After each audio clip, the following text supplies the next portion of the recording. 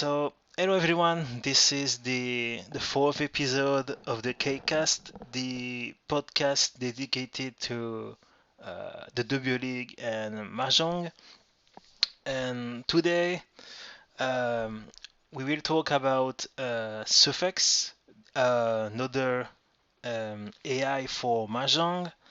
Then we will do some sort of mid-season retrospective of the W League. And then we will have our usual segment of Navitas doing some what would you discard from games from the W League.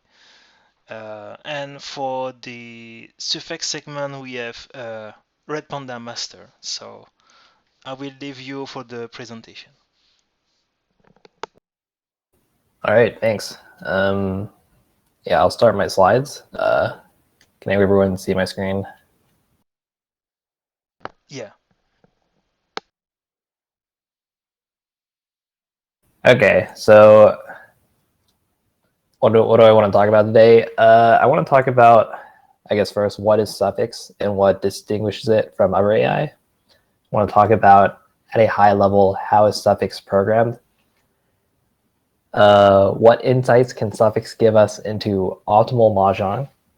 And finally, some case studies. I'm going to be asking for some what will you do questions. If you have an answer, you can type in chat for that section, and then we'll see what SuphX does, and we'll talk about what it does and if it's good or not.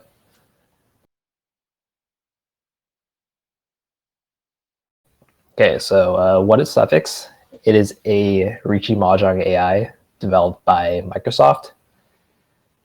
It was the strongest Mahjong AI in June 2019, though nowadays Naga and Lucky J are stronger. I put some of the stats that compare the strength of these various AI. In the bottom right, I have a chart, and that chart has the stats of SuphX playing in Tokujo on Tenho, which is the middle room. So it has the first through fourth rates, and it has its win rate and deal-in rate. So I guess what stands out is it has a pretty low 10% deal-in rate and a very low 18.7% fourth rate. And at the same time, it still has like a strong first and second rate. So it's not giving up like first and second place that much to get a lower fourth rate, which you might expect. SuphX is also one of a few Mahjong AI with a published paper. And I think that is really important because the better we understand how the Mahjong AI works, the better we can make guesses as to like what it might be good at or bad at, which we will talk about later. It is also an AI with a defensive focus, and I'll talk about why I think SuphX is defensive when we talk about how it's programmed.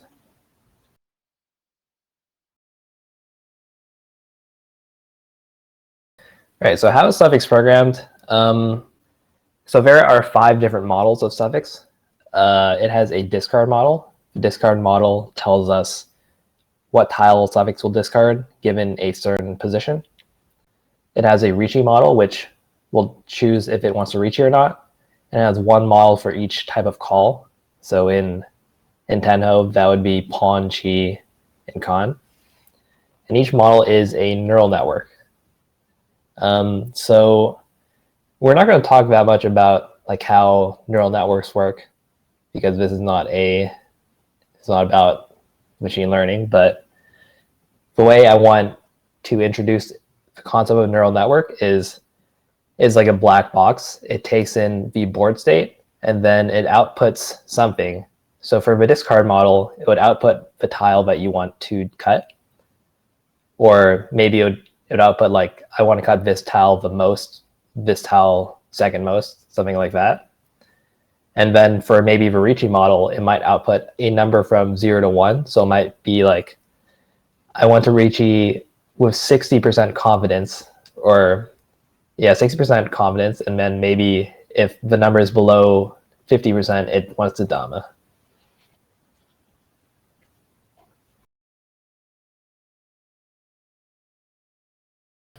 So this is what the input to the model might look like. So this is from the SuphX paper. So this is basically everything that SuphX is considering when making its decisions. So there are the tiles that we have. There's the door indicator. There are the discards of each player. There are the wins, like we're dealer. It shows that Shimo declared Ricci on 8S. It shows the rank of each player, which I guess I didn't realize at first, but I guess SuphX does consider the rank of the players it's playing against, maybe to read them. It also has the calls of the opponent players. So this is like the input into a black box.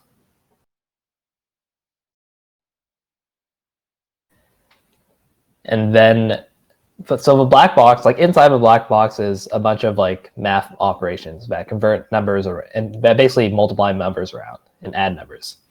So this is an example of how you would convert the game state input into a series of numbers that the black box can change around. So in this example, let's say our hand is this hand. It is 3, 4, 5 in Pinzu, 1, 2, 3 Sozu, 3 reds, 3 5s, and 2 easts. So if we look at all the numbers, there are 34 numbers across from left to right. So each of those numbers represents a different type of Mahjong tile. So there are 34 tiles in Ricci Mahjong. There are nine of each suit. So 9 Mon tiles, 9 pin tiles, and 9 So tiles. So that's 27. And then there are 7 honors. And then it looks like from top to bottom, it's basically showing how many of each tile that we have in our hand. So we have 3 of the 5 Mon. So we see under the 5 column, we have 3 1s and then a 0, showing we don't have the last one. So basically, the black box will convert the game state will be converted into a bunch of numbers, and it'll be represented something like this. And then the black box will go through all of these numbers and come to a decision. So this is step 1 of what SuphX wants to do. So we have a black box, we have the game state, we convert it into numbers, and then we change those numbers around, and then we make a decision. And we're going to run supervised learning. So supervised learning is basically when we have a training data set, and they show the size and accuracy for the training data set. And but the training data set is basically like, okay, we have a bunch of Mahjong logs, and we want to teach the black box how to predict what discard will be made on this turn. So that means that so the way we're going to do that is going to be through machine learning.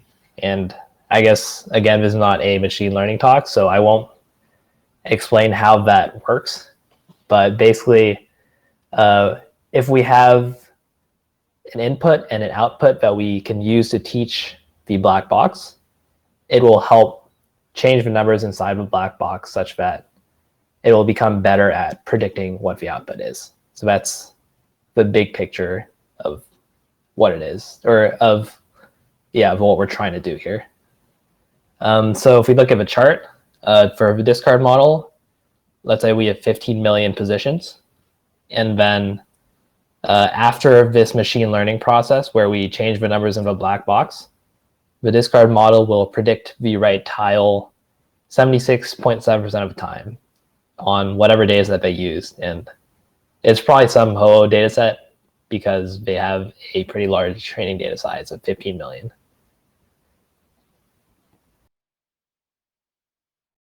We also see results for some of the other models. So that would be for Ricci model. It looks like it is more accurate than the discard model, which makes sense because it's easier to predict if we want to Ricci or not than out of like 14 tiles, which ones we should discard. There are just more options.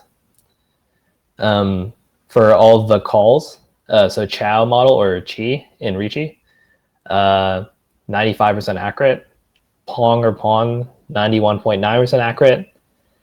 I think that makes sense because I guess calling pawn or Pong, it basically it cuts into your safety more, and it gives them more like I guess mawashi or like the ability to play around other people's hands when you call a triplet instead of a like a sequence. So it makes sense that that's slightly harder to predict than the Chi model. And then Kong is Khan in Ricci Mahjong, and that one has a 94% accuracy. It looks like the dataset size is smaller as well.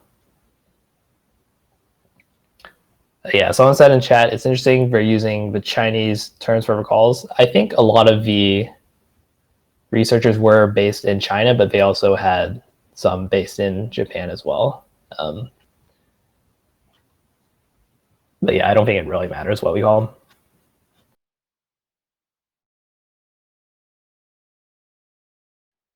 All right, so step 2. So step 1 was we gave SuphX some logs of people playing in the whole room, presumably, and we got the black box to try and predict what their decisions would be.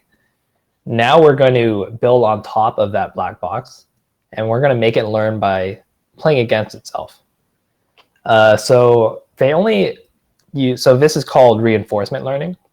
They only use this for the discard model. So all the other models, like the Ricci and Call models, were not trained or were not updated by SuphX playing against itself. So the way this works is the black box will play a Mahjong game against itself. And then at the end of each round, for example, like East 2-1, like the first round of East 2, for example, the model will get a reward for how well it did. And once again, we can use the reward to change the numbers in the black box and make the black box make different decisions. So they talk about 2 different types of rewards they tried. The first one was a basic reward. So the basic reward is just using the round scores. So like, let's say SuphX deals into a Mongon during training. The reward would be minus 8,000 because we're trying to teach it, don't deal in the Mongon. So we punish you by giving you minus 8,000 reward. So that was the first thing they tried. And then the global reward is the next thing they tried. And I think it is pretty obviously to me a better approach. So the global reward will estimate the final placement of the whole game instead of just the round score. So basically on Tenho ladder, you get a certain amount of rank points if you get any placement between first and fourth. So for example, let's say it is South 4 in a Hanshan, so it is the last round. It doesn't matter if you deal into 8K if it doesn't change your placement. That doesn't affect your final rank. So it makes more sense to use a global reward, for example, to just give you the points you would have earned on ladder. So I gave a picture on the right of Naga's UI, which it illustrates what the difference between like a global reward and maybe the basic or round score reward. So player C down to Mongon, their basic reward would have been minus 8,000. But the minus 44.6 point EV is an estimate of how much that 8,000 deal-in hurt them for the whole round. So basically global reward is the second one.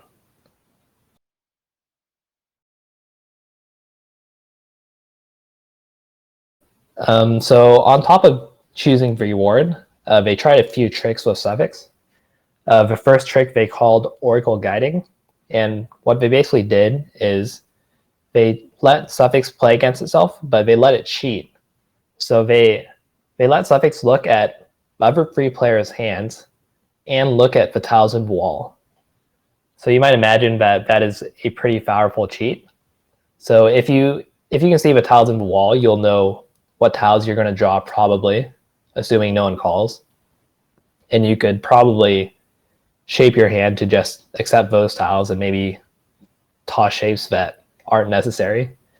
And if you see everyone else's hands, you should never deal in really, unless, yeah, I guess it would be really hard for you to deal in unless it required like a predictive, it would require like something unexpected to happen. Like, let's say you declare Ricci and you think you're going to sumo because you see wall, and then maybe someone calls unexpectedly and then it shifts it, and then you get chased and you deal in.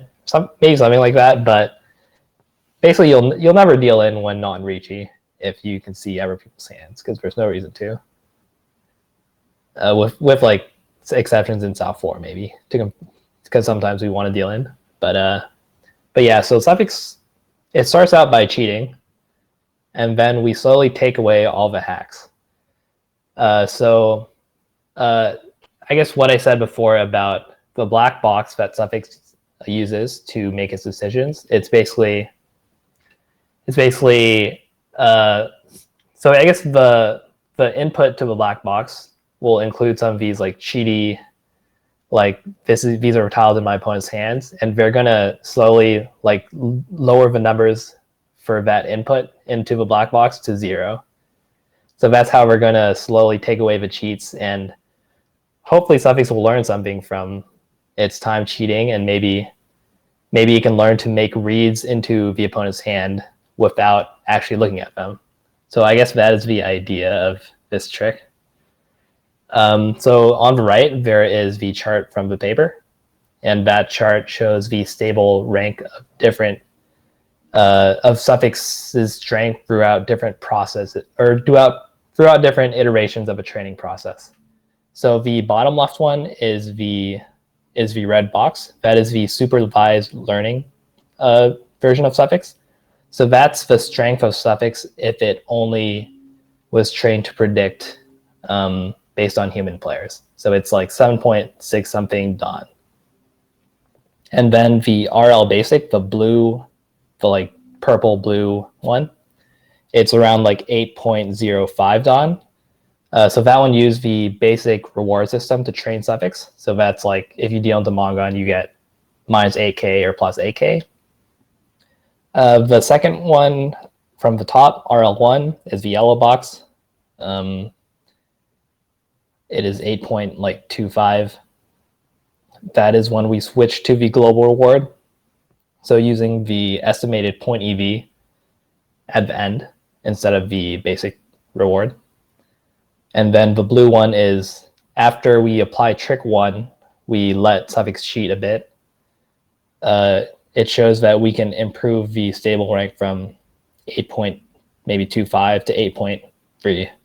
So I guess in terms of like the magnitude of how much each of these strategies mattered, the biggest jump was from the supervised learning part, which was copying people into playing against itself, even with basic rewards, so not even thinking about position at all. So that goes from 7 point something to 8.05. That's a pretty big jump. Second biggest jump was using global reward, and then the third biggest jump is using this trick with cheating by looking at people's players' hands.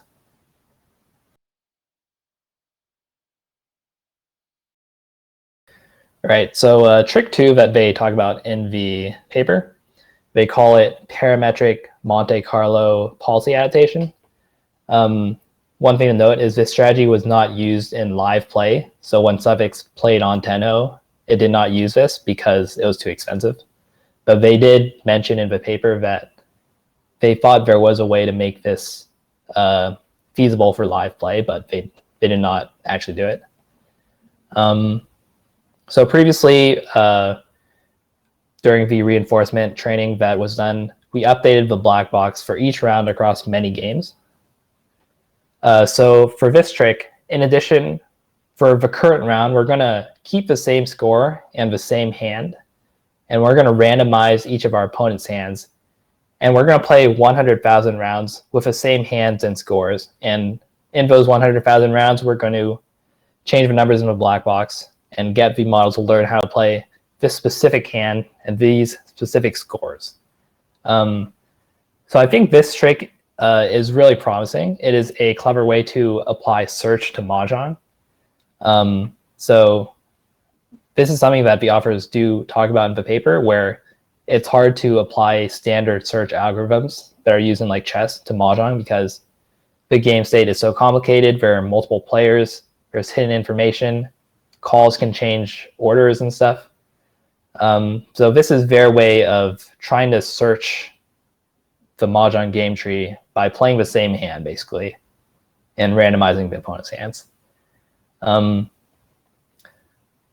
So I do think this idea has a lot of promise, and even if SuphX might not be the most powerful Mahjong AI right now, I think this idea could maybe be applied to maybe to improve our AI to some effect. And then, yeah, so this approach might be helpful to teach the model how to play South 4 rounds where you need to score a certain amount of points. So I say this because a lot of the Mahjong AI are actually pretty bad at playing South 4. And there are a lot of examples of them like doing weird stuff. So on the next slide, I'll show an example of this. Yeah, actually, let me answer a question in chat first. So Kodo asks, when they say the strategy is expensive, is it in terms of resources like memory or in terms of money? I think in this case, it's just the time of running the algorithm. So I guess the resource would be like time and money. Because you'd have to like for every round, you'd have to play 100,000 hands to update the model for that round. And then the next round, you have to do the same thing. So yeah, so the way they suggested you could do it for live play is actually, I think they suggested like there's like a way to like amortize the model updates. Like you can make multiple model updates in the same round. I'll need to reread the paper, but I will link the paper at the end if anyone wants to take a look.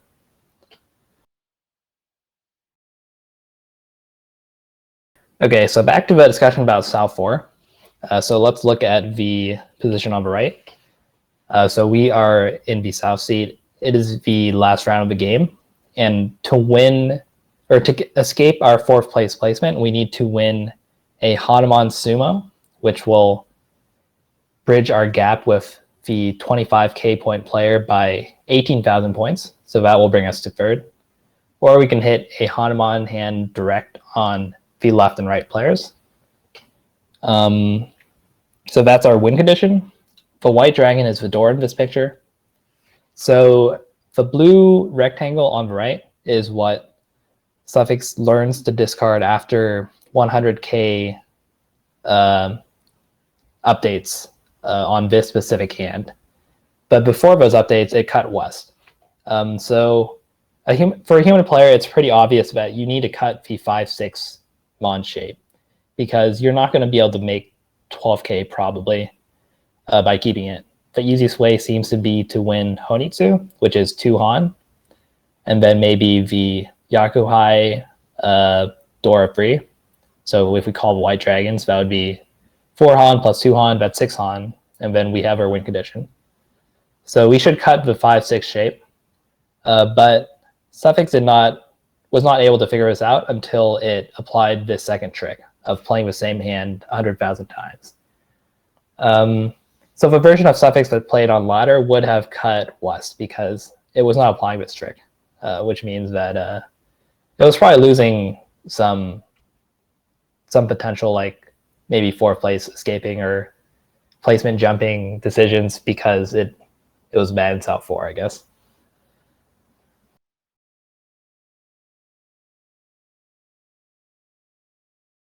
So that's all I had for the talking about how SuphX is programmed. I guess I'll stop to take any questions in chat if anyone wants to ask anything.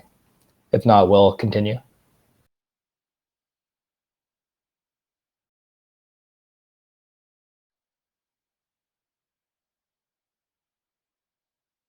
All right. Yeah, so now that we have talked about how SuphX is programmed, let's talk about what insights it might be able to give us into optimal Mahjong. So I guess the first thing that we need to consider is the strength of all the different AI and of people.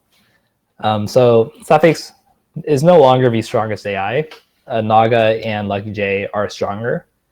So that may mean that on average, those AI make better decisions. We should also think about maybe the strength of top human players. In the SuphX paper, they claim that the top human players playing in Tokujo hit around like 7.7 Dan. So they took all the 10 Dan players who played in Tokujo and they averaged their results, and their results were 7.7 Dan, which kind of makes sense because it is harder to play down a room for rank, and there aren't any people who are actually stable 10 Dan in rank, so we'd expect them to have a lower stable rank than 10. And then SuphX was stable like 8.4. So SuphX was stronger than the top humans at the time. I would conjecture that SuphX is probably still stronger than many of the top humans. But I think there are probably a few. I think there are probably a few humans who might be able to hit like stable 9 Dan. So, I mean, it is still a very strong AI. So I guess thinking like holistically, I think there are things that SuphX is good at and things that it's bad at, and I think there are still many things we can take away from its play. And we're going to be talking about those in the next slides. So let's first compare SuphX to Naga. So Naga is a model that learns from supervised learning only, whereas SuphX learns from self-play as well. And I think this means that SuphX might make moves that are more unintuitive, whereas we would expect Naga to be more intuitive because it copies what people do. And I think that we can use these unintuitive choices to expand our repertoire of candidate moves. So candidate moves are just, what are all the moves I would consider in a certain position? And I think it is important to kind of expand your option set, and maybe in some cases we'll apply the strange moves that we see SuphX makes.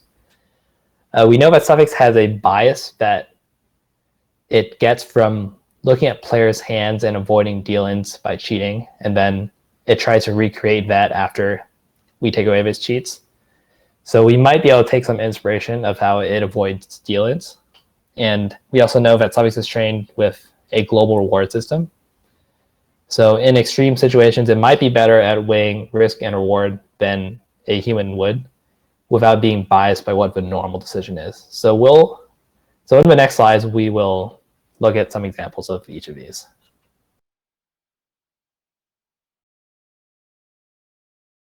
All right, so basically the next slides are a series of what would you do's. So if you have a chat open, please take a look at the picture and let me know what discard you want to make in this position.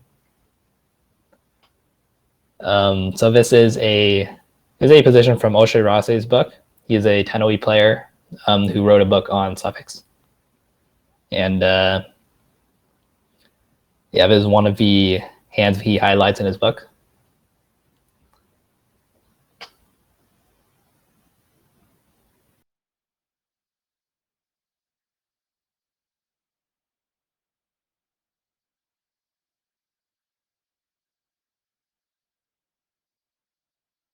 Yeah, I'll give like a few minutes if people want to type in chat what options they would do.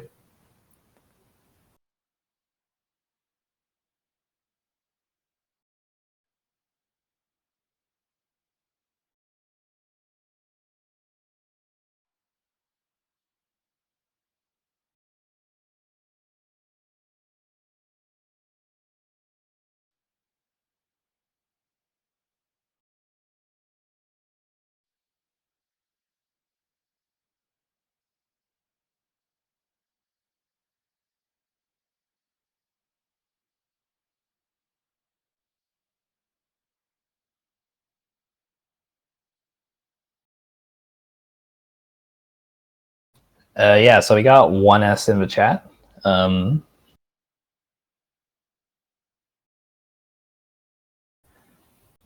According to SuphX also cuts 1S. So there was a 2S Kabe. So there are 4 2S tiles visible, which makes 1S a pretty safe tile. So this hand is headless 2 shanten versus 2 players 1 call. According to the Mahjong math stats, on turn 12, a 1 call hand has a 10% of 45 on average. And since we are 2 shanten facing potentially 2 players with 50% chance of being tenpai, we're kind of slower than everyone else. And if we push, we're more likely to deal in than we are to win. And 2M keeps 2 shanten, but it looks pretty safe against the player on our left, who looks like Honitsu. And but it might deal into Toyman, who could be Sanchoku, 1-2-3 Sanchoku. It also might deal into Shima, who could be Dama. Yeah, Navitas said 7M seems okay. 7M, yeah, 7M also looks pretty safe. I guess 7M is safe against the both players who made 1 call, so it also seems like a reasonable option. It is less safe against the right player, but I guess we would have to like evaluate how likely we think they are Dama tenpai.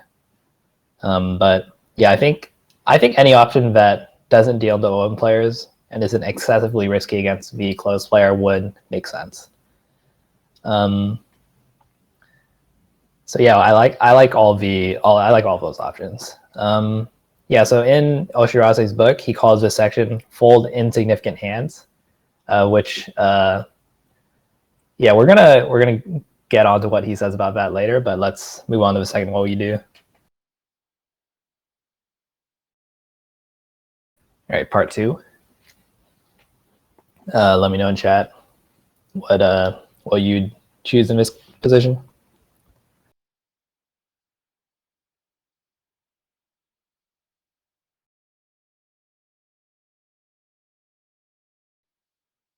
Because it says 5S. Anyone else?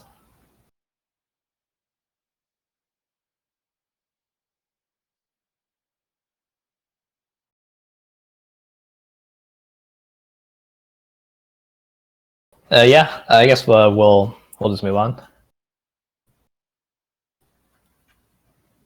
So this is Insignificant Hands Part 2. So we are 4 shanten versus 2 yakuai calls. Our right player is tenpai 35% of the time. They cut a red 5 kanjan, so they're pretty dangerous. We also have 8P and Haku in our hand. These are tiles that cannot be pushed ever, pretty much because these are tiles that we probably only push on if we got tenpai, which seems unlikely at this point.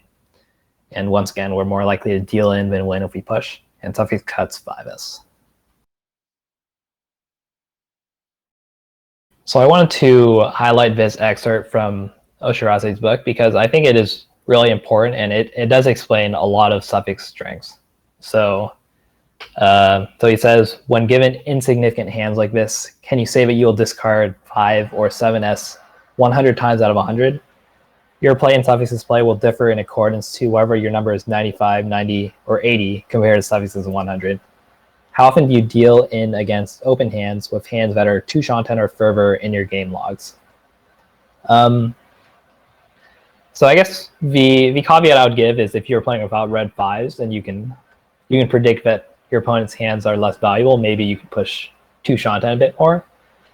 But the overarching idea is that if you have a bad hand and you're more likely to deal in than win, then you should probably fold the hand. And that's something that I think SuphX is really good at, and maybe it learned that from self-play or from peeking into other people's hands and seeing that their hand was better and that we should fold. And I think this is like one of the most important skills in Mahjong, in my opinion. Just like for the insignificant hands, just not dealing in with them. Like from a macro level, maybe Naga is more powerful than SuphX. But I mean, Naga finds some exceptions to this rule, but it also tends to avoid deal-ins in like with non-significant hands against like 2 calls as well. So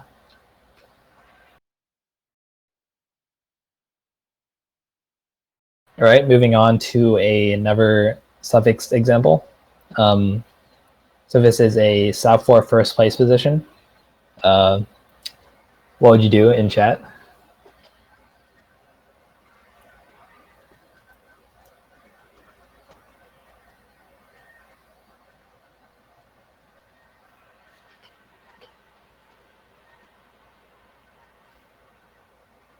Yeah, I'll wait like 30 seconds for what we do answers.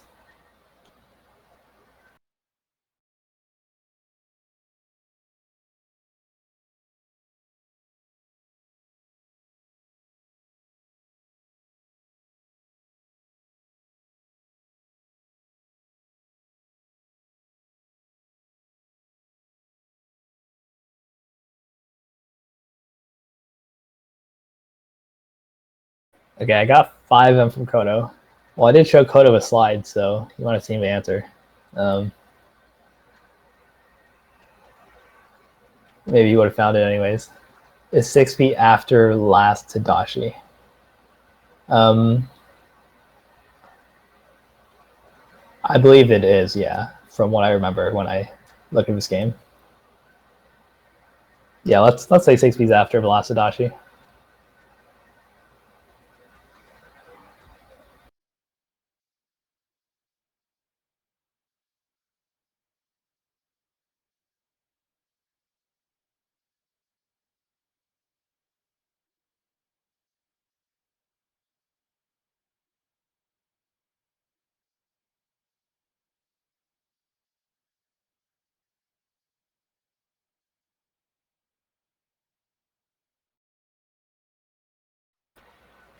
Okay, so ABC says 6P, no reason not 6P if it's after last Adachi.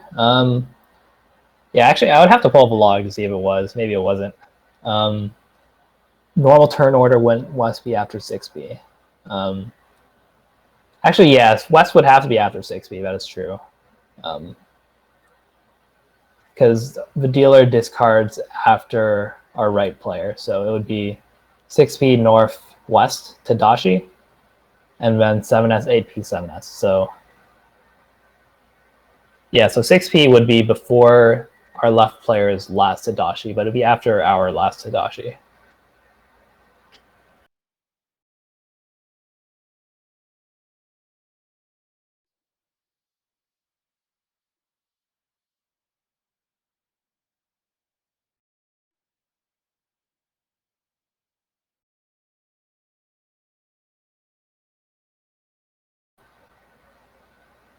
And Naruto says 5 looks good, but I don't think I would have done it in game. Yeah, so in this position, SuphX cut 5 mon and Naga cut 6B. I do feel like, I guess regarding the Tadashi topic, I do feel like Naga sometimes ignores like Tadashi's. Like, I don't think Naga would change his decision if we changed our left player West Tadashi to Sumagiri. I don't think Naga would change his decision or even change the bars very much. So that's something to keep in mind. So I really like 5 mon here, which SuphX does. It is a fold against dealer 1 call and Shima 1 call, and we're betting on either Shima winning the hand and confirming our first place, or we're forcing dealer to win multiple hands in a row. And if we think about like what is the win rate of a hand, it's around like 20 to 25, depending on the round maybe. So even if the dealer wins this hand, they probably won't pass us, and then they'll have to win another hand next round, assuming we don't deal in. So that would be like another 20% multiplier on top of that. So basically, we're probably going to get first if we don't deal in. And that's what SuphX is thinking. So it's trying to fold. And potentially the best way we can fold against 1 call is by cutting like very safe tiles, but saving Genbutsu for the very end when their Tenpai chance goes up. So 5M pair, it's safe against the right player, so we don't have to worry about dealing into Viramongan. Against the left player, 5 mon is 1 chance on both sides. So it's also fairly safe. And given that they've only made 1 call, they haven't made very dangerous Tadashis. They're probably not Tenpai. They're probably around like 35% Tenpai from the charts. So we're safe against right player. We're pretty safe against the left player. And we are saving maybe a more safe tile like 9 mon, which might be more safe against everyone, or 8 mon for maybe to fold with later. Maybe if the left player makes a dangerous Tadashi, we can swap and fold with 9 mon instead. So yeah, I really like the fold decision. 5 mon is also keeps chances of drawing back into Tenpai, compared to like 8 mon or 9 mon.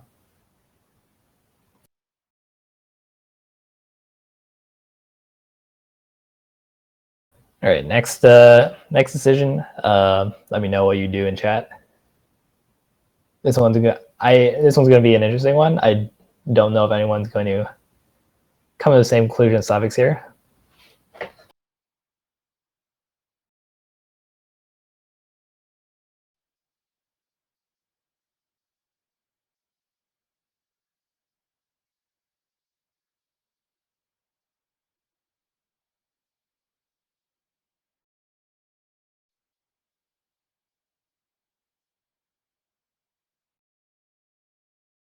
Yeah, it can't be 1P because it's too obvious. That's some metagaming.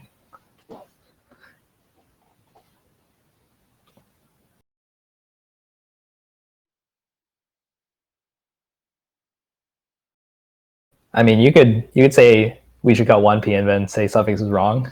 I'm down for people to have that opinion. All he does is 1P or 4P.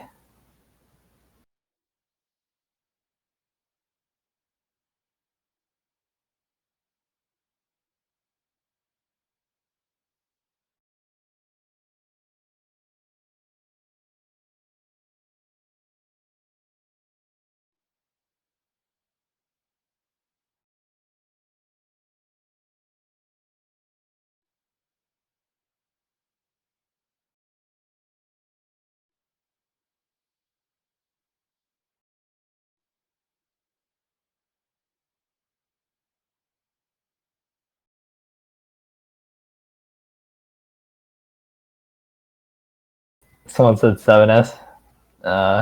Interesting.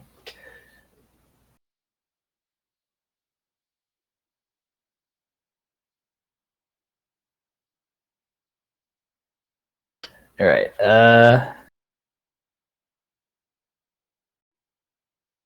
So SuphX does cut 4P, or SuphX has 1, or actually, okay, SuphX cut 4P and Naga cut 1P. I need to update the slides.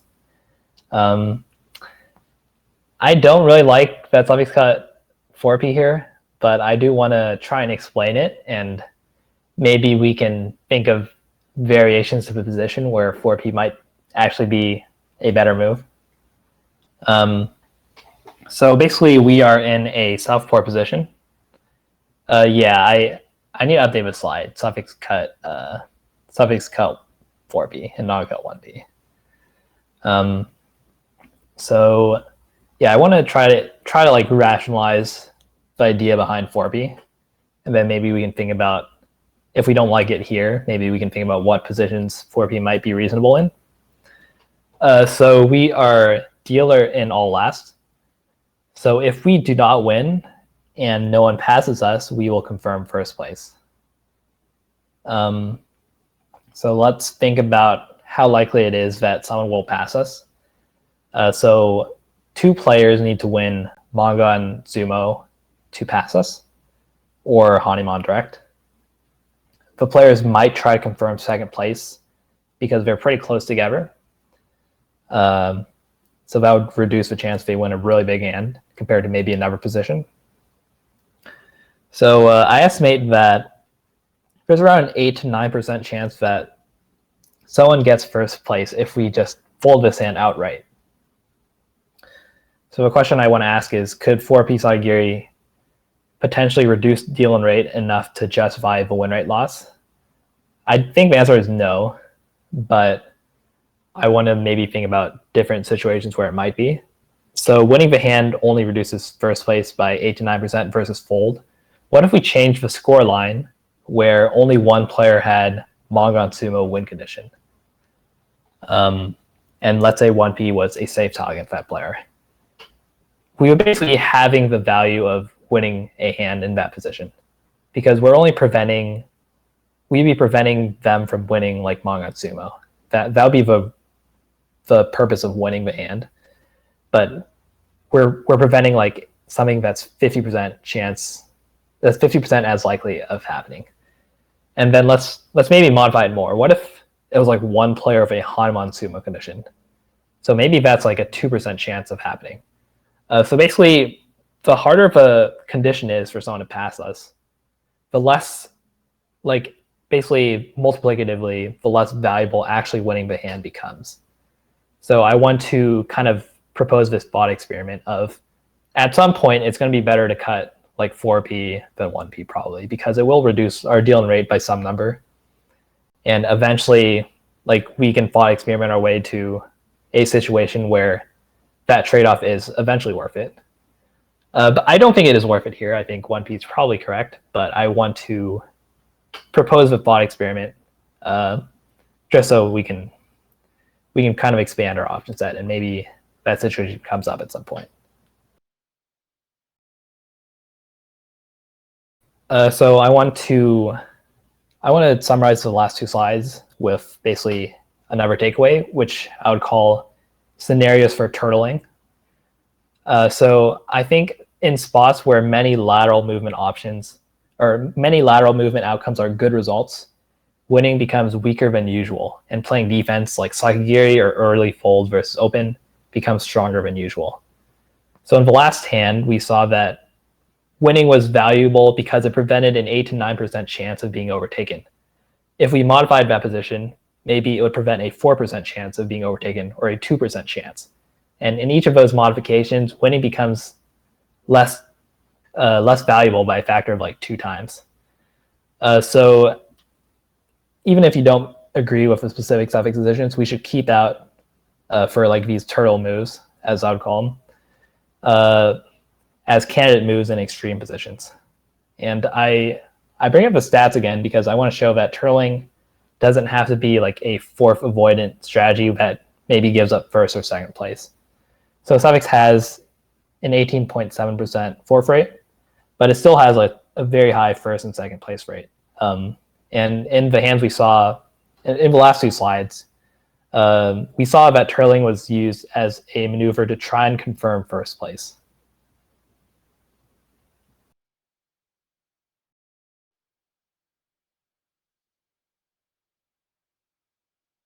Let's move on to another what would you do. Let me know what you would do in this spot.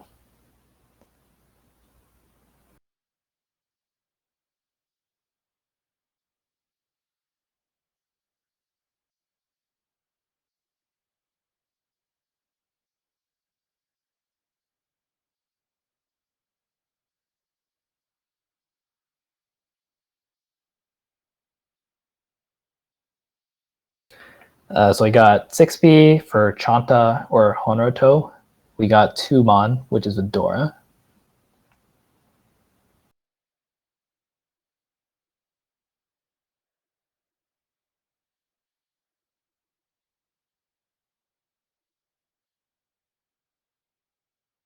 We got 2S for Honitsu.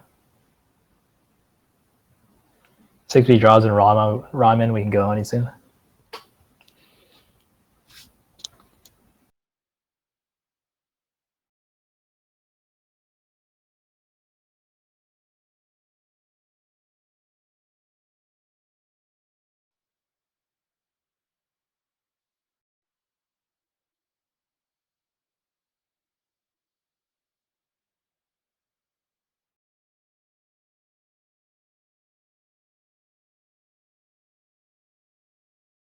All right, so SuphX cuts to so, and Naga cuts south. There is a common wisdom that I feel like has been around for a while. People like to say force like Honitsu or Toi Toi with Yakuai pair times 2. So the idea is that we can, like, let's say we have like 2 Yakuai pairs and like 2 blocks in a suit. We can go for Honitsu for Mongon. Or maybe like Toi Toi, 2 Han plus 2 Yakuai for Mongon. I think this is a pretty solid piece of advice overall. So in this hand, let's say we draw like 3s for Chanta. I guess that would be, it would be 2 times less valuable than the Mongon if we won like Freehan with like Yakuai times 2 plus Chanta versus Yakuai times 2 plus Honitsu.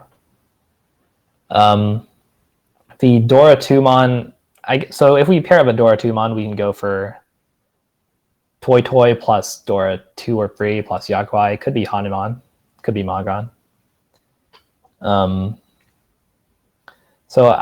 basically 2S is it's the most greedy option, I think. It keeps all the highest value options open. And Naga cuts south. So Naga wants to keep everything open and not break a block. I think I don't really like this. Maybe I should run a simulation for this hand at some point, but I would argue that we really just care about the valuable paths, because there are a lot of paths to Mongon plus hands, and it seems kind of like a waste to win a Chanta hand. And I think one reason Naga might cut south is Naga does have a hesitance to drop in Shanten, and it's possible that this hesitance to drop in Shanten is bad for hands like these where value might be good.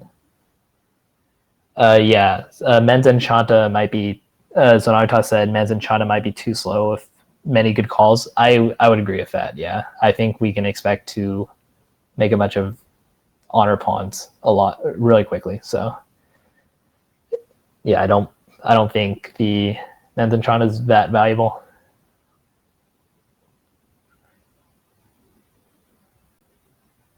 Yeah, so Naruto was discussing, if we keep a Chanten, we draw Friso. That would be 1 Chanten for a Chanta plus something hand. I guess Ishanten, it might not be Ishanten for Mongon if we end up opening the hand, which is my concern, I guess. So it would be like Yakuai times 2 plus Chanta if we drew 3S and then called in a Tenpai.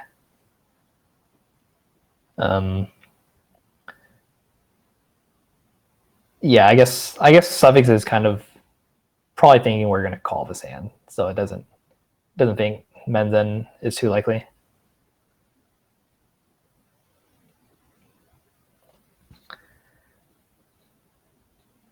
A chip in for a sim. Yeah, maybe I'll run a simulation for this one later. That would be interesting. I will say that the other strong AI, Lucky J, probably, I imagine, also cuts 2S. I think SuphX and Lucky J are very similar in a lot of aspects, and maybe like forcing value Honitsu might be one of them.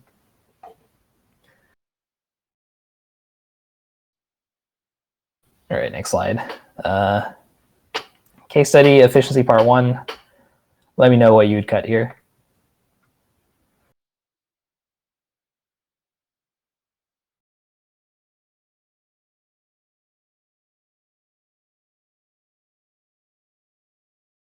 So that's East 1. There's 1 column left. Possibly going for Honitsu. KCAB wants 6P.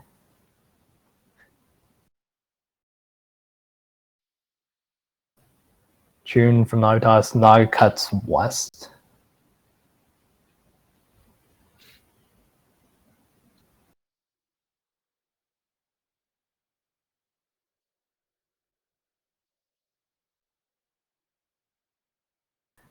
So SuphX cut 6B, Naga cuts west. So this hand is 2 Shanten. 6P is a third pair Sakigiri option. It loses only 2 tiles of acceptance. But the benefit of 6P is that if we draw 4, 5, 7, 8P, there's a chance we shift into Tanyao, assuming we get the 6-0 side of the 7-8 Ranmen. And I think the chance of these value upgrades is very important with a Dora 0 hand. And I think it is much more important that we keep the 6 pin than we try to Sakigiri. So in my opinion, we should be cutting west like Naga does.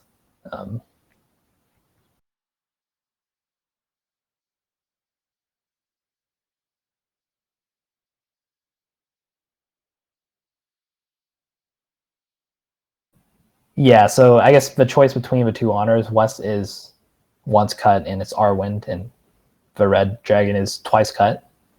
And I think since our hand has pretty fixed shapes by this point, with maybe upgrades around 5-6p or a middle tile, we don't really need to hold the West. So I think it's like a slight Gary between the two honor options, but holding the 6p. Yeah, with spare doesn't really improve the hand.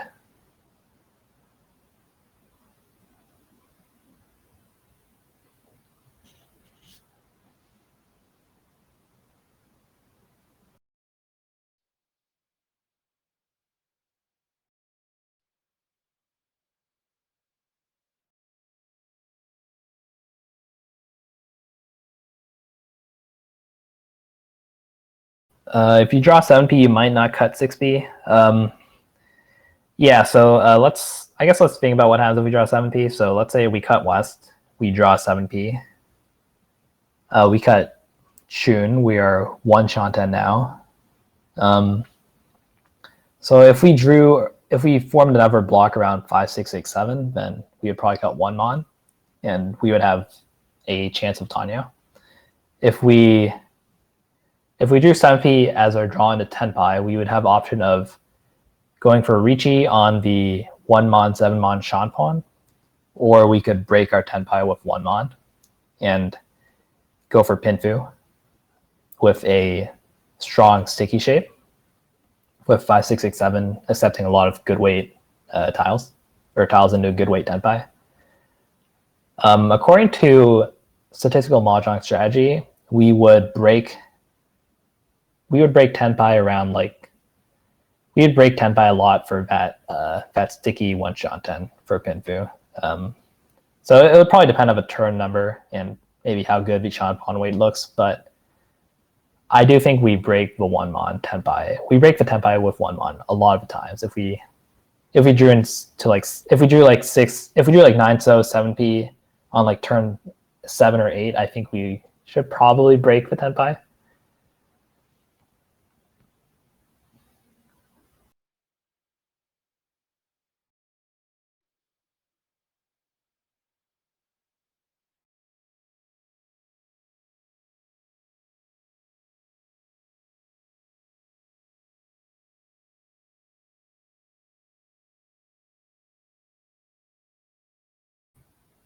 Even if you complete 5 seconds and don't cut 6, it seems weird to cut 6 now. I agree. I don't think we should cut the 6. Yeah, let's move on to the next question.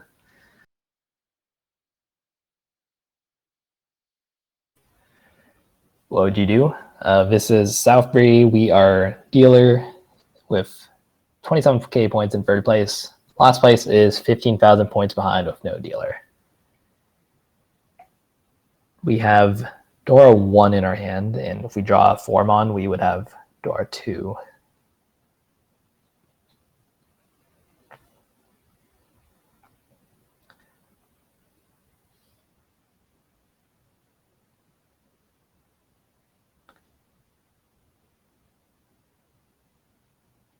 Kodo says 9 Mon. Autopod says just cut white. Naruto says white.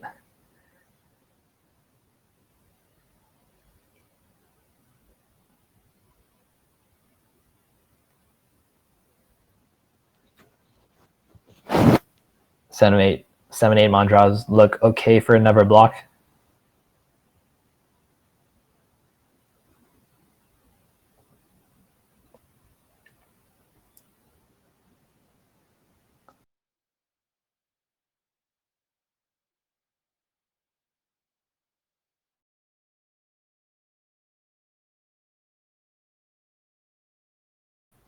So in this hand, SuphX cuts 9 Mon, Nog cuts white.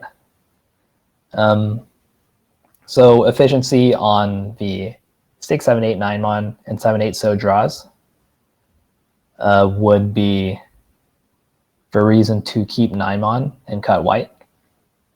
I think this is a good position to fight for first place because we have a pretty low fourth risk. It would require 2 bad things to happen in a row.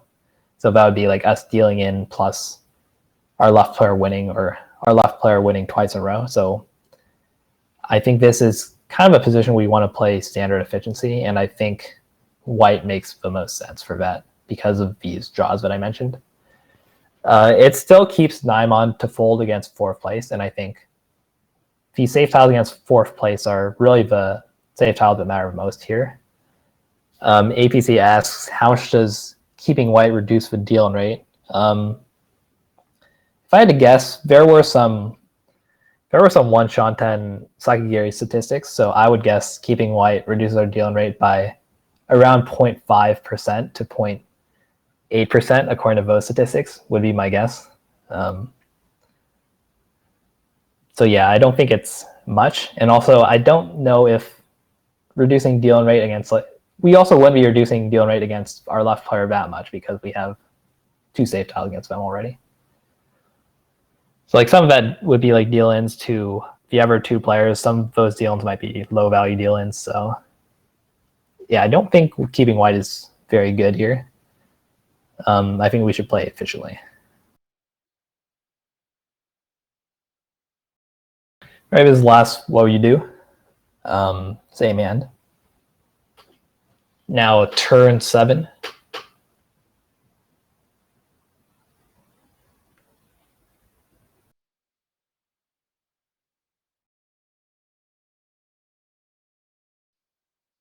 So this hand is 1 Shanten. So it is 1 Shanten with Ranmen plus Kanchan. We have option of holding 2 So for maybe a safe tile, or cutting 2 So for some upgrades. Yeah, so Koda says 9 So, Anopov and APC says 2 So.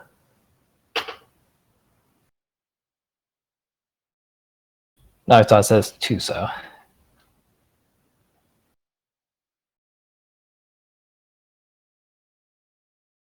K-Gap 2 So. Yeah, let's move on. So SuphX cuts 9 So, Nog cuts 2 So. Again, I want to reiterate that this is a good position to fight for first. We already have 2 safe tiles against fourth that we could fold with if necessary. 7-8 So draws are great upgrades into a 3-sided shape with 4-5-5-5. So let's say we cut 2 So and we draw 7 So, and then we cut 8 So. We're going to be 1 Shanten, and the 4-5-5-5 shape will accept 3-4-6 pin. So it is a really strong upgrade to draw 7 or 8 So.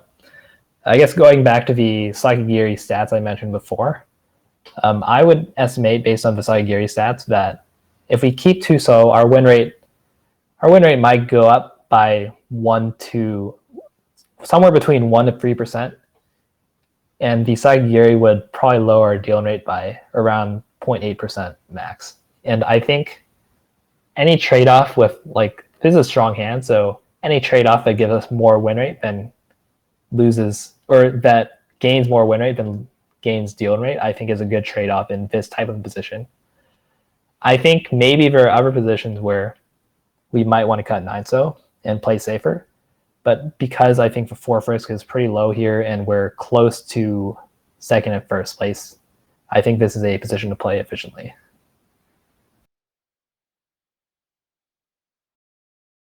So the summary, this is the last slide. SuphX is a Mahjong AI that learns by copying humans and then playing against itself. It brings a few novel training strategies to Mahjong that we talked about. It was the strongest AI in 2019. Takeaways from its decisions. SuphX teaches us the value of folding insignificant hands. I think this is the single biggest strength of SuphX that we should all try to take away from. SuphX finds situations to turtle more often than humans do. I think this is something we should be considering more, but maybe not necessarily doing to the same extent as SuphX does. And then sometimes, this is my opinion for the last one, sometimes I think SuphX gives up efficiency for safety in the wrong positions. So in my opinion, the last 3 slides, I would agree with what Naga does, playing the more efficient tile, especially in a position where winning, like dealing is not catastrophic. So yeah, that's it for my slides. Here are the sources that I used. So we have the SuphX paper. We have an unofficial translation of Oshirase's book. We have some of his logs, and I read some of the call 10% from the Mahjong Math website. Yeah, so that's the end. Let me know if you have any questions in chat. I'll answer them before we move on to the next section of the podcast.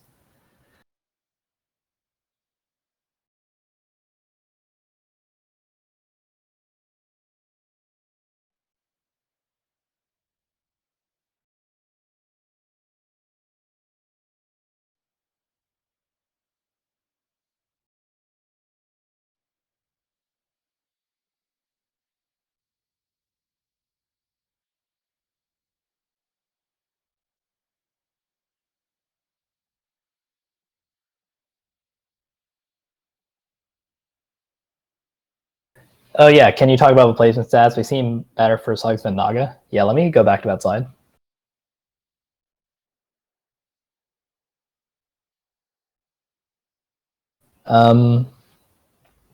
Yeah, so I think the disclaimer I put in the first slide that had this. So I put this picture twice. So this is the old version of Naga. So basically, at this time there was like an original version of Naga that was playing on ladder, and that version of Naga was around stable like 7 point something DON, compared to SuphX, which is stable 8.4. And they updated Naga a few times while Naga was playing in ladder. I think the final version was around like 8.2 DON. Yeah, you said 8.2. And then the current Naga, which is not played on ladder but has played against itself, is estimated at 9.4 DON. So these are stats with the old version of Naga that was weaker than SuphX at the time.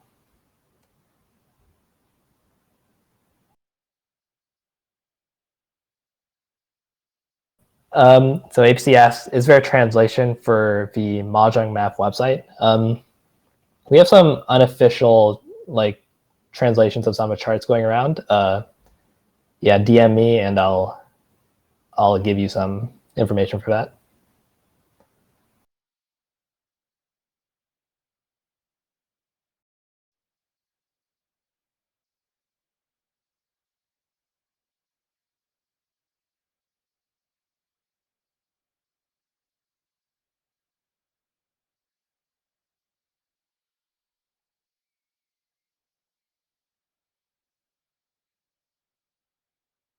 Yeah, I guess if that's lots of questions, I'll give it up to Kodo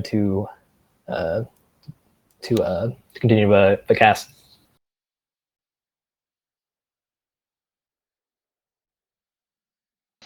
Yeah, I will make your slides and the resources that you use for this slide in one of the Kcast Discord channel and in the description of the YouTube video. That way, anyone can, if they want to go deeper into the subject, they would have all the resources they need.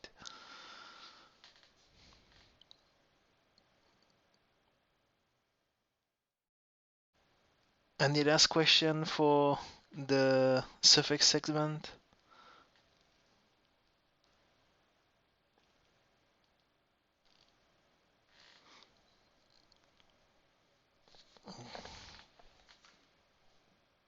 Well, if not, then we can move on then with our program. Again, thank you, Panda, for the presentation of the slide. So now it's my turn. Yeah, thanks for having me. Yeah, no problem. So we will talk about the W League and doing some sort of retrospective of the W League since we are right now in the middle of the season and a lot happened. So first of all, let's talk about the standing. We have the standing like that is better.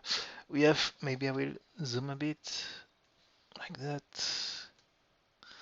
So we have the standing of the W League, and we have this graph that represents the evolution of each team placement during the W League. So for people who don't know much about the W League, I will briefly talk about like what the W League is. It's a team tournament. You can see like here that we have 20 teams. Each team has 6 members, and they play for 10 weeks. The top 8 teams goes to the semifinals, and then there is uh, 6 games for the semifinals, and then 6 more games for the finals. So now we are in the mid-season, and the UMA for the W League is plus 25 for first place, plus 5 for second place, minus 10 for third place, and minus 20 for fourth place. This is the first time that we are using that kind of UMA. Usually we use the standard UMA that is used also for the Mahjong Soul ladder. Um, I think that what's in my opinion surprising is that we only have like two bottom teams that are very far away from everyone.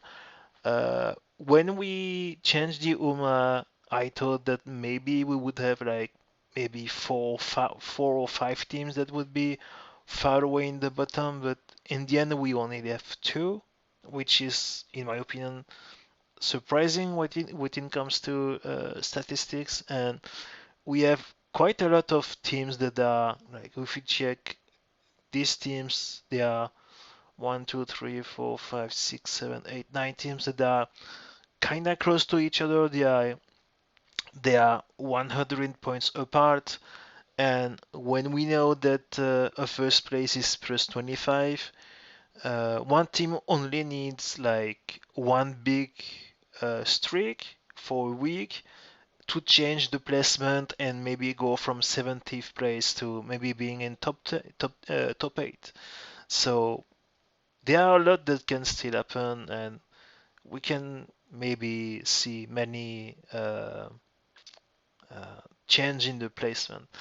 And talking about the changes, I think that the most surprising thing that I can talk about is like we've seen Furitan Fanatics being in second place with plus 228, and we don't know what is happening with the team, which is kind of unfortunate. But since week 3 and beyond, they began to lose their first place and going down into middle pack, which profited 3 teams. There is Freewheeling, which is a team uh, under the captainship of Curly, and this team is like completely um, built under the RNG of a wheel. We've talked about that in the first episode of the K-Cast.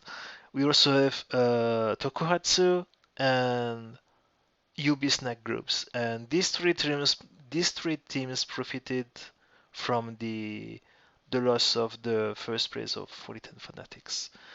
And the big question is now that if we check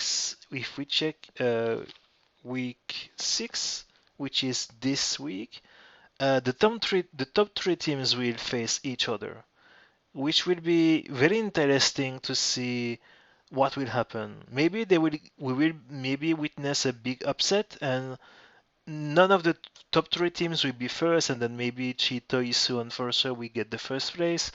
Or if one of the 3 teams gets a very big first place, then we can maybe say that they will pretty much secure their spot for the semifinals. Um, We can also talk about the W League records for the World W League history. We have Boku no Nico, which is quite known in the Mahjong community.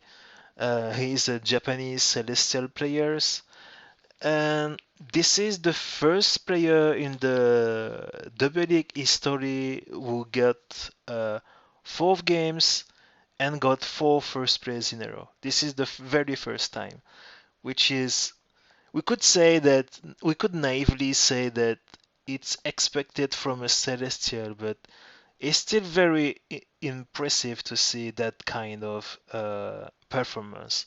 Four first place in a row in 4 games. This is very impressive. And we also have like this is maybe the uh, one of the lore I would say from this W League season 4 is Venice. So we know that we've talked about that also. I think in episode 1 maybe that the captain, which Venice is, the captain it is Suizo. Yeah, Suizo and Venice is in their team. The Venice is the highest market value of the W League, and we can say that with plus 92.5 score, this is like I guess we can say it's like the captain might be happy to have made this investment for Venice, being the most valuable player in the W League. Um, and then we can talk quickly about one more record which was made by Bayonetta. We will showcase quickly the game. So it happened in week 4, if I remember correctly. Let me find it. Yeah, Bayonetta. This is a record. They finished the game with plus 103.9k. This is the first player who in the W League history who got above 1000k. And I think we should like check what happened. Not necessarily the war game, but in their dealership. Uh, we know that many things happened in their dealership, so and we didn't showcase the game, so uh, we will end this segment with Bayonetta's performance and see what happened in their dealership and how they managed to go from the point they had at that time and managed to get and that they managed to get the record. It will be interesting.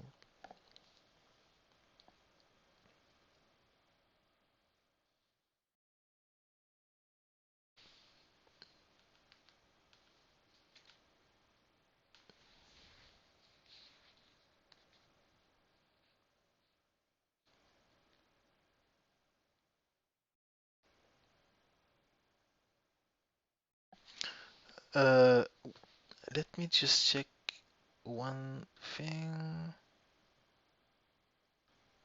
Yeah, okay, everything's fine. So I think that it started in South one. Yeah. So we have already this very good hand. I will go quickly through the. This is already Shantan.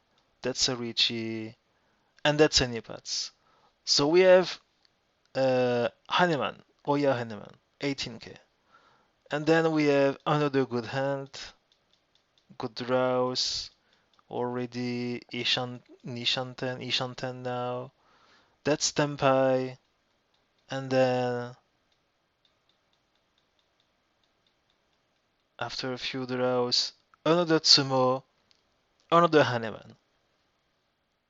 So we are already now at 70k repeat 3. and this is far from over. So I will speed up the turn. So here's a call fighting against a Richie. We are now Ishanten tossing the Dora against a Richie. No fear.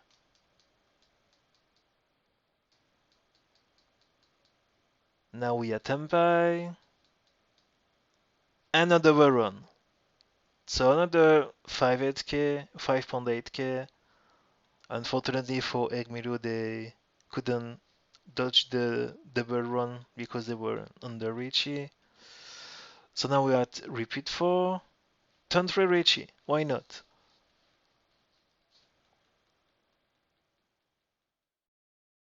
And then Toyman is trying to fight.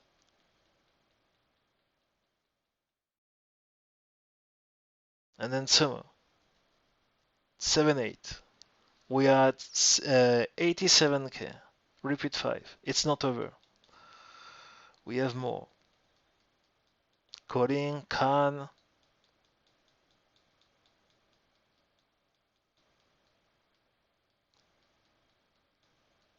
We are at Ishanten. Keeping a safe tire. Tempai drawing the Dora. And run. 93k. It's not over. So 2 cores from Shimo. Bayonetta is fighting. Ishanten. Still Ishanten. Kutsuki. Tempai. Waiting. Oh, Khan from Shimo giving a Dora for Bayonetta. Richie, Tsumagiri Richie from Toyman. Another run. Repeat 7. And it's not over. We have more.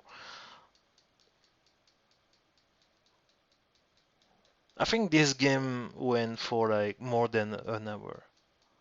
Another turn row 1 Richie. Another good wait.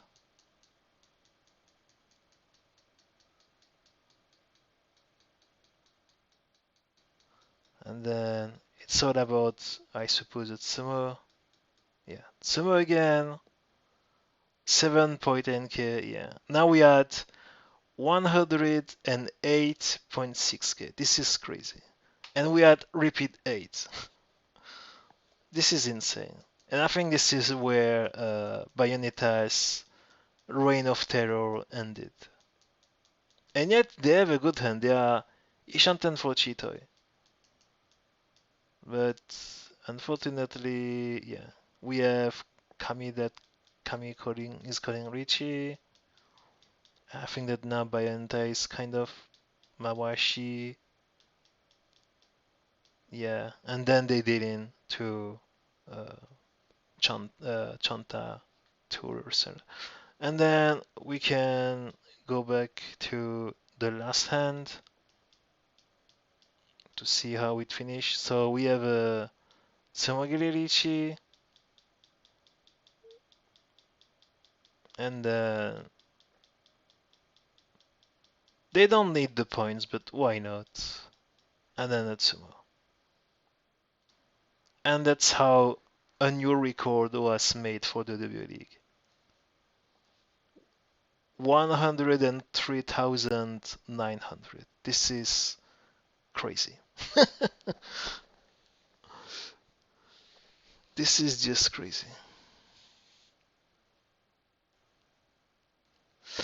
So yeah, this is uh, a quick retrospective of the W League. Uh, Now I will leave the place to Navitas, who will talk about some what would you discard from the W League. Yeah, hey, welcome, Kodo. We had a bunch of submissions this week, so I went over. I usually try to pick out five problems, but I went up to six this week, so we'll see how we do on time. Might have to cut the last one a little short, but yeah, and a lot of interesting questions submitted for this one, so we'll try to get through them all here. Jumping right into this first one, we have mob in an all last situation.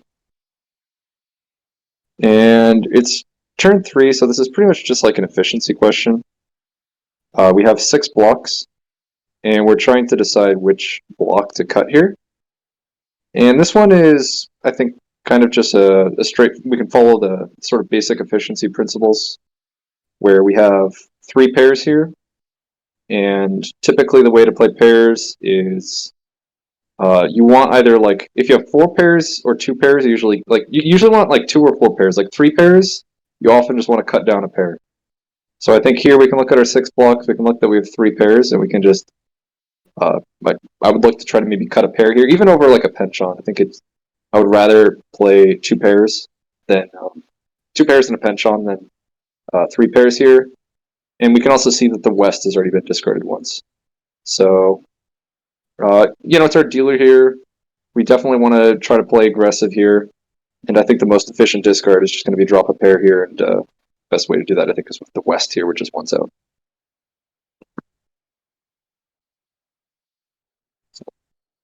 Okay, so next one.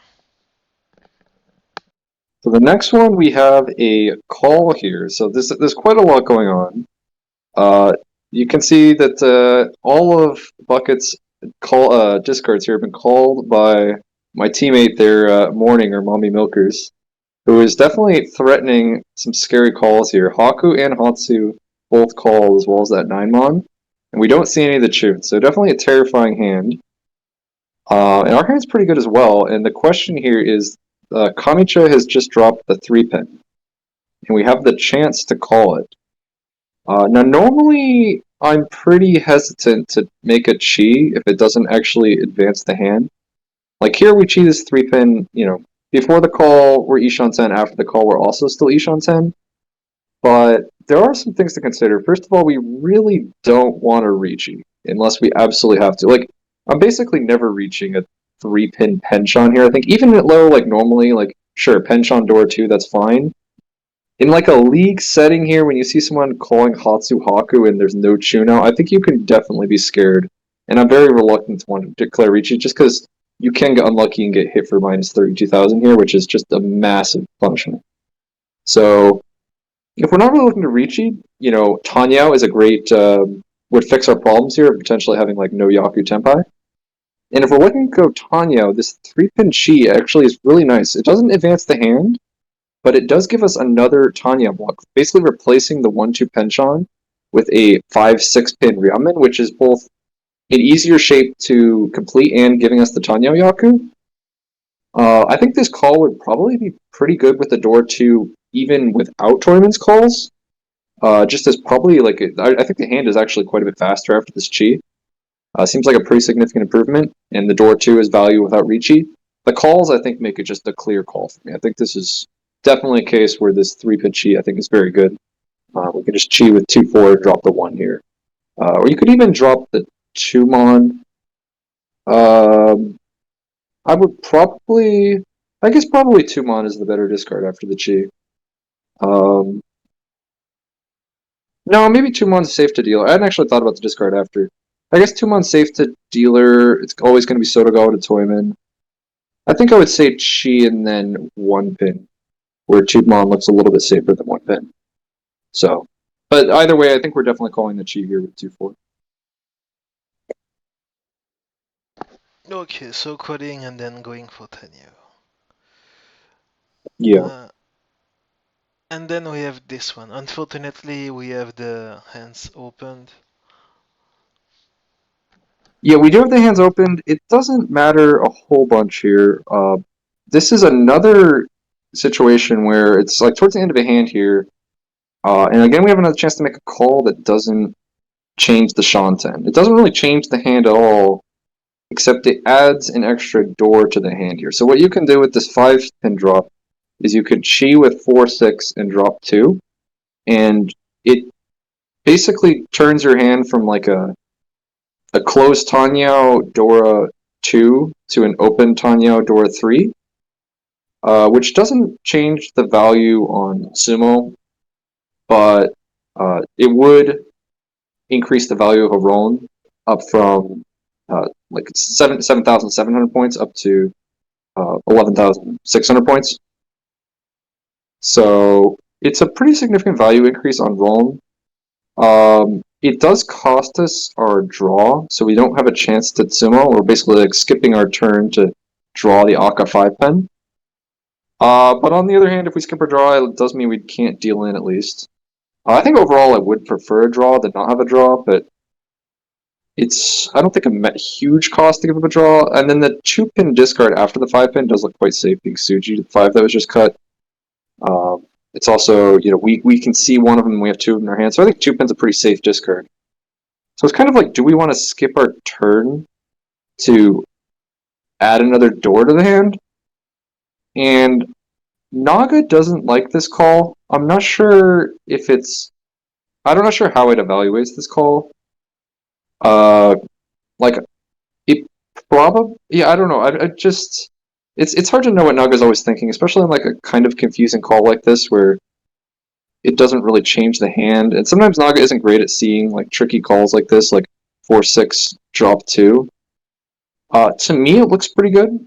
I do like the fact that it like significantly increases the Roland value.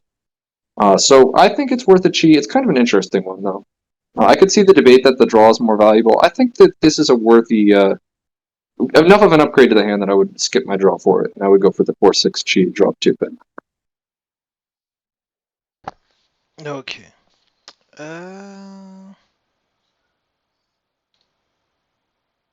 Next one. So this is from my teammate, Vidro. Yeah, so we have Vidro here on their dealership in South 1. And this is, again, there is like a call from Kamicha, but really this is just another efficiency discard here. We find ourselves at an Ishan 10, and have some kind of pretty difficult shapes to try to figure out what the best way to play it is here. So we kind of have this 3-4-4-6-8 shape, which you usually can sort of look at as like a 3-4 Mon Ryamen and then a 4-6-8 Kanchan. But there's also the option to use the 4 Mon from that as the head for the hand, and then like a 6-8 Kanchan. The 1-2-3 is complete, and then we have this Sozu shape, which again you kind of have different ways you could look at it. You could look at it as a 3-4-4-5-5, sort of like 2 sequences with an Ipeko chance, like a Ryamen on 3-6. Or you could also try to lock a pair in Sozu in a couple different ways, either with the 5-so or the 3-so discards. Between those two, we'd probably go for the 5-so to lock in a Pinfu.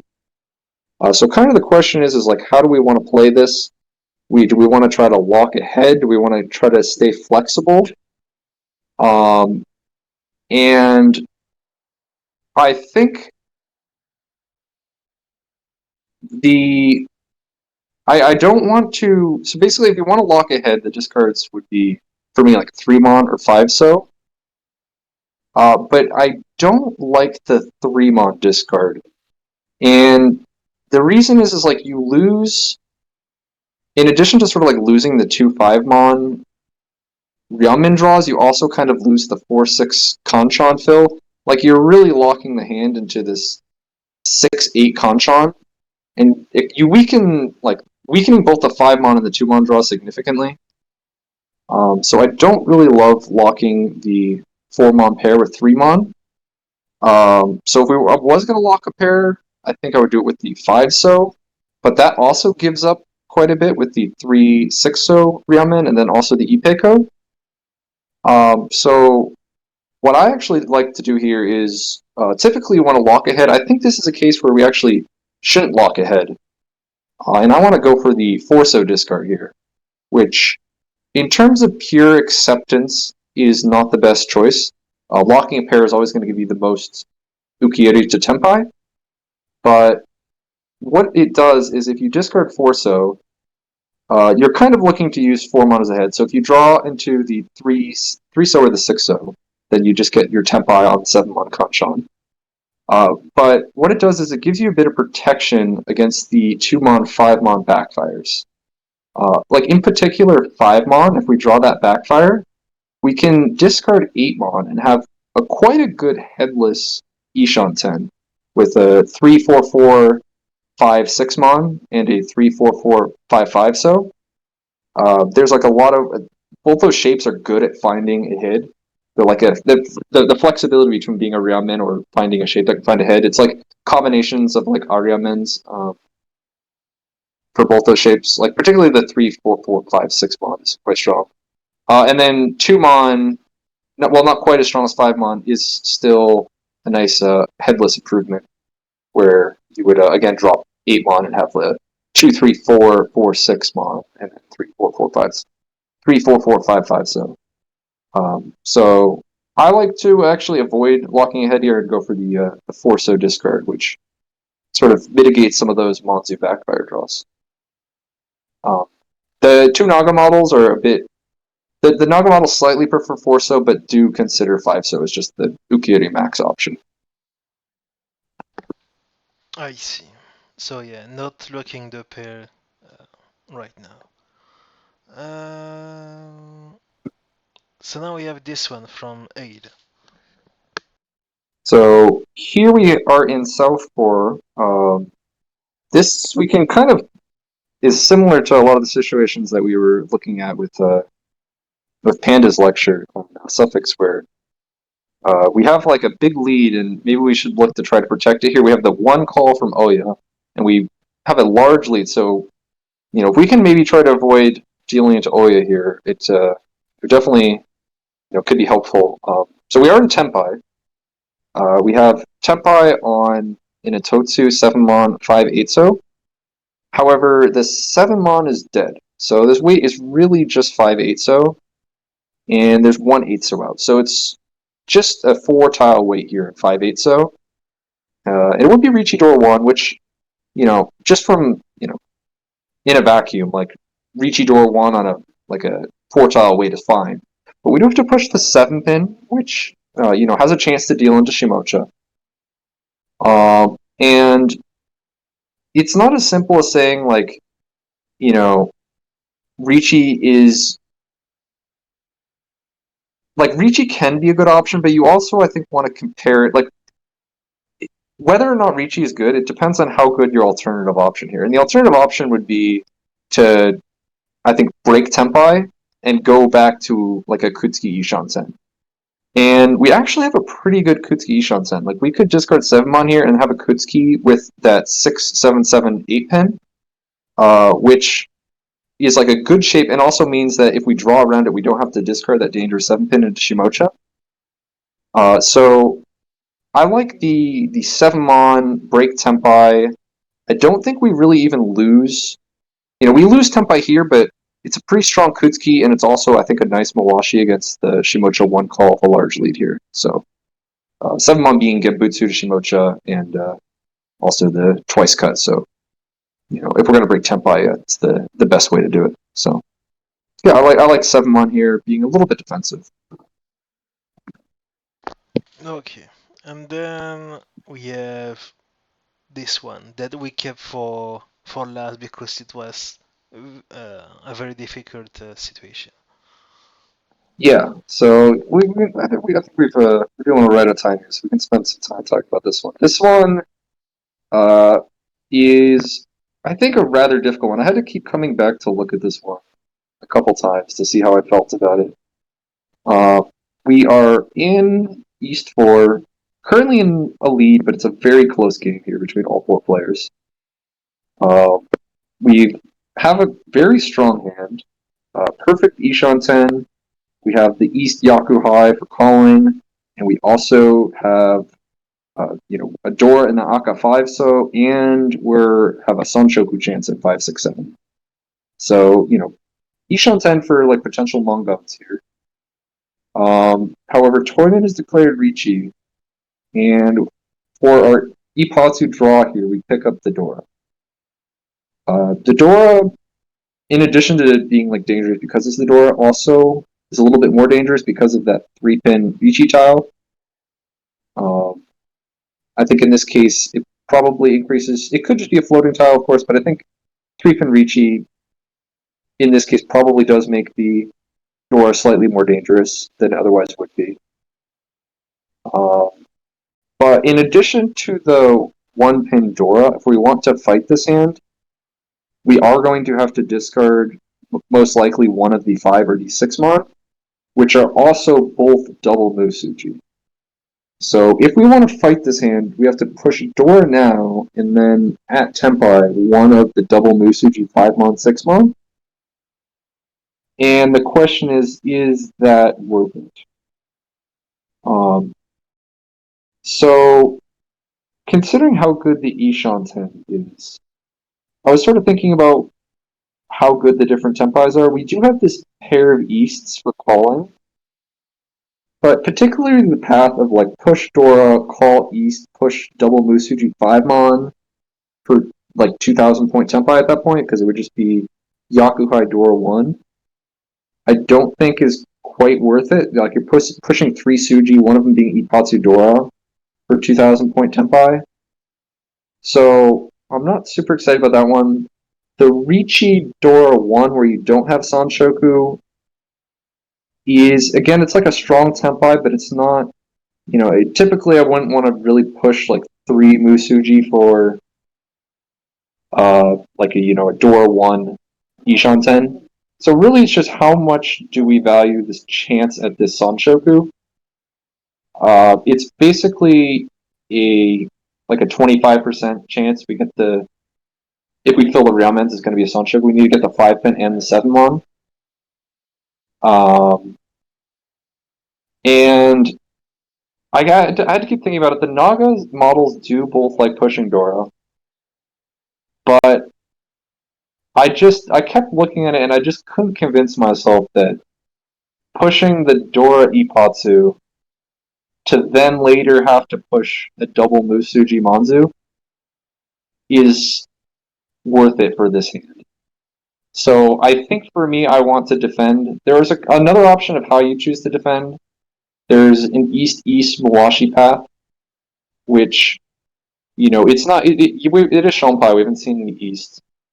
But, an honor pair doesn't, it's not the most dangerous thing. And then maybe if we particularly draw another Dora, there's options to get back into Tempai.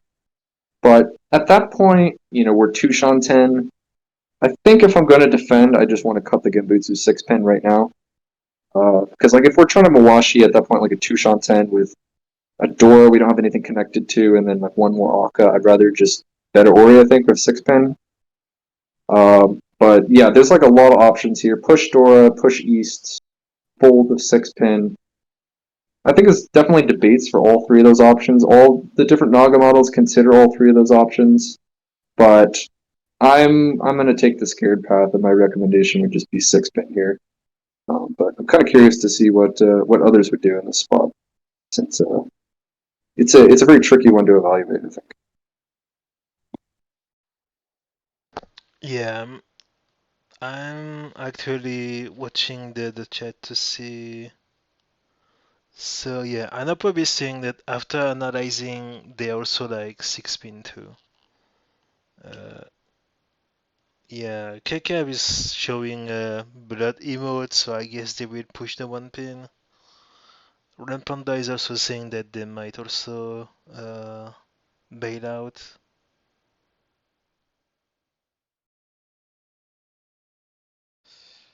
Yeah, they're still typing, so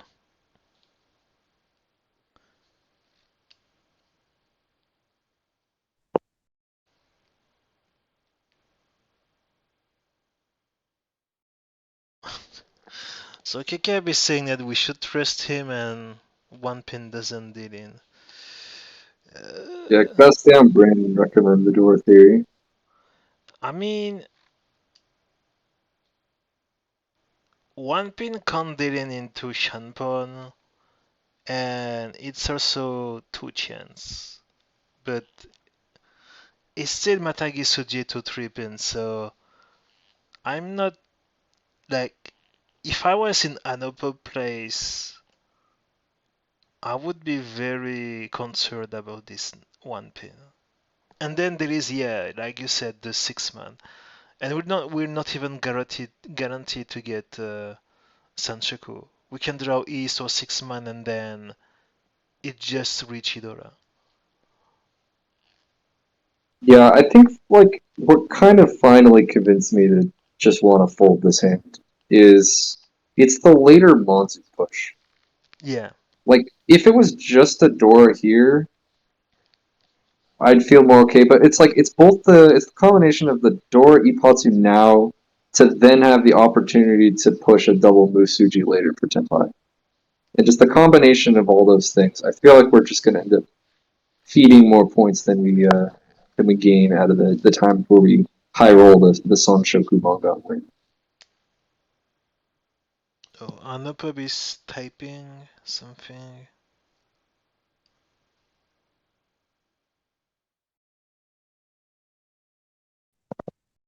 We went through the questions maybe a bit faster than I thought we'd get through them. So if anybody has any questions about the previous discards as well, I think we have time to go back and look at one of those if you want to look at one of Yeah, those again. definitely. I was worried this would take so long, so I was trying to rush through them, but you know, got through them faster than I expected. Okay, and I will be saying that he's good with the analysis. Who is saying that he would push, but the one pit push here is way harder than pushing 6 man at Tempai. Hmm. I wonder. I think that if I think you lose more points on average discarding 6 mod here than 1. Like if that's if you just like ignored everything else about the hand. Like in terms of dealing in, I think that the 6 mod is way more likely to deal in. And even though the 1 pin deals in for more value, I think the 6 mod is just so much more likely to deal in. I'm more scared of the 6 mod push later than the 1 pin push numbers.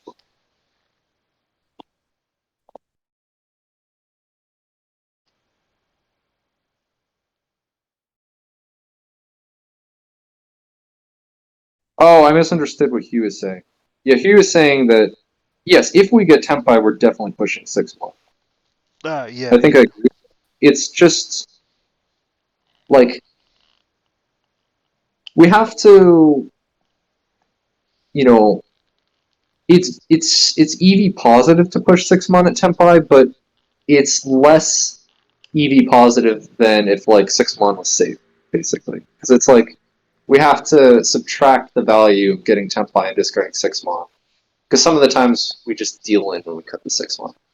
I don't think I'm quite explaining that as well as I could, but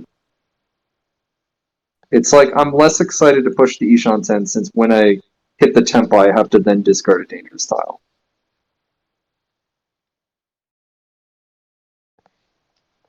Yeah, and I guess it's also the fact that we don't know which tile we will draw after this one pin, which might also make us fold too. Yes. Yeah, that I mean that's going to be true for all hands we're pushing, but Yeah, yeah. we already know that we're. I mean, we could get lucky and like someone else could clear the 6 or 5 on for us, but in all likelihood, we're just going to have to you know bravely push one of those ourselves. I think if I had one more Dora, I would change my answer. If you gave me,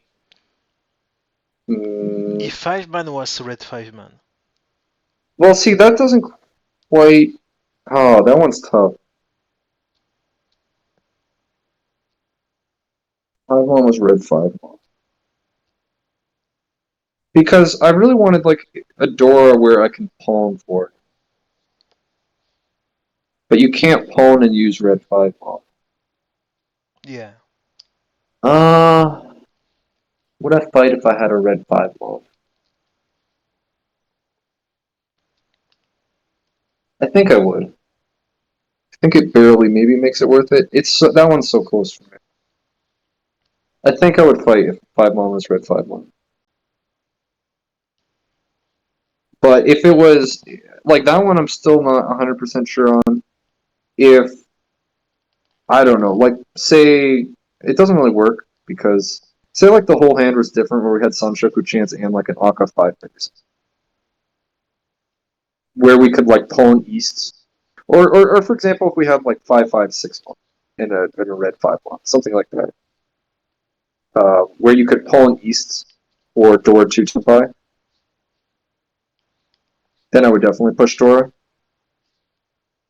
If I had just Aka 5-mon instead of regular 5-mon, it's probably enough to push, but I don't feel as good about it. So last question for this sense. So Anapobe is asking, instead of having 6-7 pin, what what would be the situation, the evaluation if we had white 5 pin, 6 pin instead? Yeah. Yeah, I guess that's a good way to do what I was trying to say. Where you have a Dora locked into the hand that you can pull for, and I would definitely push Dora. Okay. Yeah, If then you if you can were playing still pawn 7-pin with east and then Pocket, push 5 man. yes. Okay. And it's not. I guess at that point it wouldn't be against Butsuwe, but it's still. I think the ability to pull these things for a 3-Han hand. Yeah, it's definitely a difficult situation, like depending on what we have in hand for the shapes. The first, what would you discard that we looked at? On the first one, let Can me we go check. back to that one? Yeah.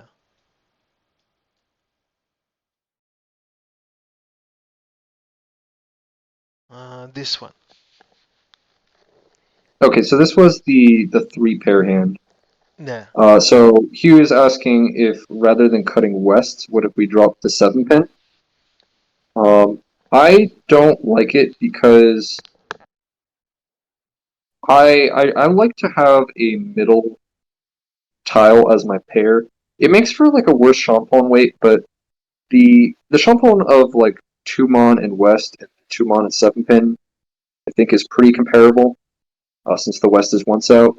And the real advantage of having 7-pin pair is that you can really nicely accept the 6-pin 8-pin upgrades. So I think I much prefer having my 2 pairs as Tumon and 7-pin, just because basically the 6-pin 8-pin upgrades, as well as the 5-pin 9-pin, but really mainly that 6-pin 8-pin. So if West was Shompai, it's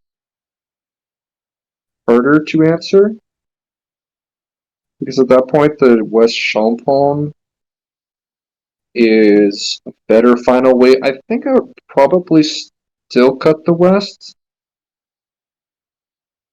but it's that one I'm a lot less clear on if West is Champon.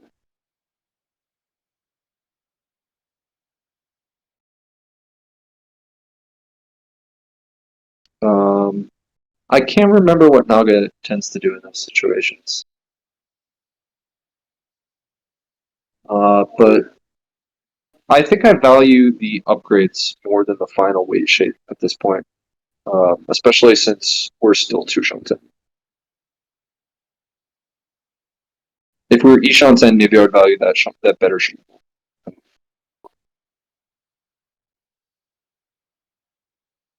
The upgrades around 7-pin pair. I want to connect to 7-pin pair, ending up with shapes like 1-2-2 mon 7-7-8-pin. You kind of get to keep the 7-pin floating tile while also keeping the 7-pin pair.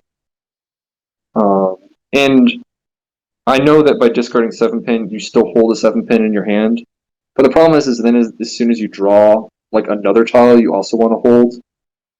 Like it just tends to be more efficient to hold a middle pair if you're looking for upgrades, because I'm not doing a good job explaining this, but like you can cut from a pair and then still keep that as that a 7-pin as a floating tile, but then you're kind of using up a tile in your hand just as a floating tile, which is kind of like space inefficient. It's more efficient to have two tiles in your hand, which kind of functions as a floating tile plus a pair, using only two tiles versus having 7-pin west west, which is also a floating tile plus a pair, but uses up three tiles.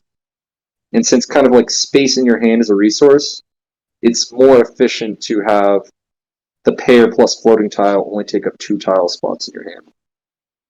It's kind of like, I guess, how I would think about it. Because then you have a free space in your hand to hold, say another floating tile. Like you can discard West and then draw something like a 3-pin. And now you get to hold 3-pin floating tile, 7-pin floating tile, and have two pairs, and you just end up with more efficient shapes like that.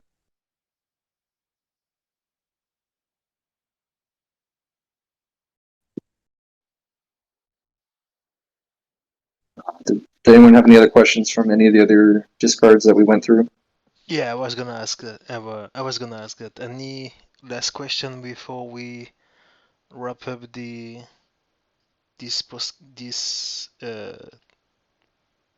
episode of the Kcast?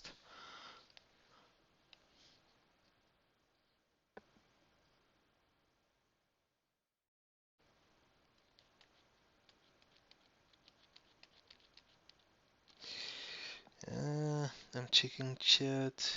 Yeah, I'm seeing no one is tapping, so I guess there is no other question then.